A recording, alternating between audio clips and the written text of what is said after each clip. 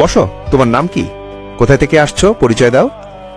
Sir, আমার নাম মোহাম্মদ জিয়ারুল ইসলাম জিহাদ। আমি গাইবান্ধা জেলা থেকে এসেছি। আমি একজন সাধারণ পরিবারের সন্তান। আমার বাবার নাম মোহাম্মদ বাদশা মিয়া, মায়ের নাম মোসাম্মদ জরিনা বেগম। তোমার বাবা কি কাজ করে? স্যার, আমার বাবা কৃষি কাজ করেন। কৃষি কাজ করে সংসার চলে তোমাদের? জি স্যার, কষ্ট হলেও সৎভাবে আমাদের সংসার চলে। বেশ ভালো। আচ্ছা, তোমাদের মাসিক আয় কত আসে? স্যার, মাসে নির্দিষ্ট নয়, গড়ে তাও প্রায় 1000 টাকার মতো আয় হয়। ও আচ্ছা, এখন বলো তুমি কেন সেনাবাহিনীতে যোগদান করতে চাও? স্যার, দেশের সেবা করা আমার স্বপ্ন।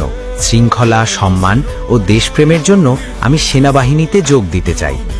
সেনাবাহিনীতে অনেক পরিশ্রম ও কষ্ট করতে হয়, তুমি তা করতে পারবে? জি স্যার, আমি শারীরিক ও মানসিকভাবে প্রস্তুত। দেশের জন্য সব কষ্ট সহ্য করতে পারবো। বেশ ভালো। আচ্ছা, তুমি যে এখানে আসছো, তোমার তো সুপারিশ আসছে, সত্য নাকি? না স্যার, আমার কোনো সুপারিশ নেই। আমি নিজের যোগ্যতায় এসেছি। আমি তোমার সুপারিশ করতে পারি, তবে আমাকে কিছু টাকা দিতে হবে, দেবা নাকি? স্যার, আমি বিশ্বাস করি সেনাবাহিনী সম্পূর্ণ সততা ও যোগ্যতার উপর চলে। আমি কোনো অবৈধ উপায়ে সুযোগ নিতে চাই না।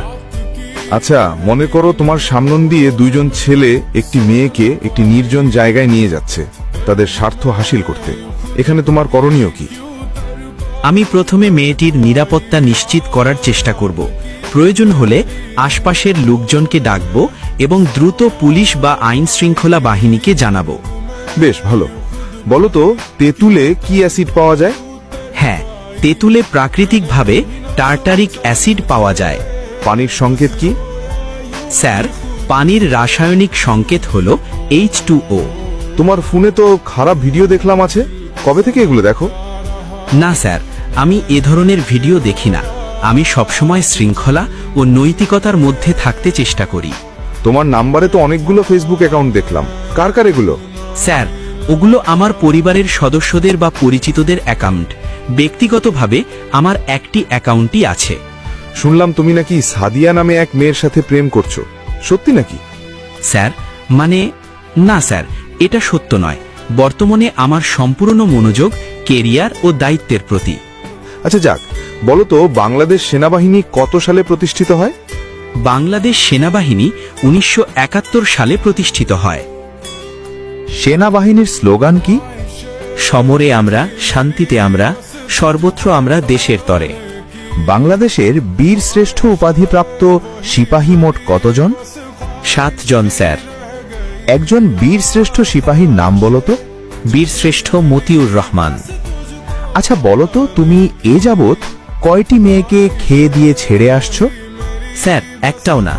এই ধরনের প্রশ্ন আমার ব্যক্তিগত জীবন সংক্রান্ত। আমি শৃঙ্খলা ও নৈতিকতায় বিশ্বাসী। তুমি একটা মেয়ের সাথে কত মিনিট পারবে? স্যার, এটা তো আমি জানি না। আমি শালীনতা ও সম্মান বজায় রাখায় বিশ্বাস করি। একটা সুন্দরী যুবতী মেয়ে তোমাকে যদি অফার দেয়, তুমি তখন কি করবে? স্যার, আমি আমার নৈতিকতা ও দায়িত্ববোধ বজায় রেখে বিনয়ের সঙ্গে প্রত্যাখ্যান করব। আচ্ছা বলো তো, আমার বাবার একটা লাল গরু আছে, এর ইংলিশ কি?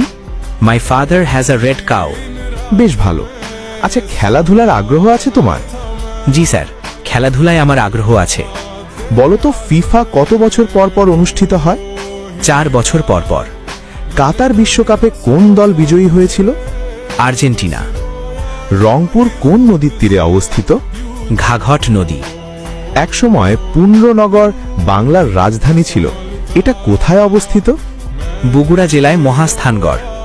বাংলাদেশের জাতীয় খেলা কি? কাবাডি। তোমার পছন্দের খেলোয়াড় কে?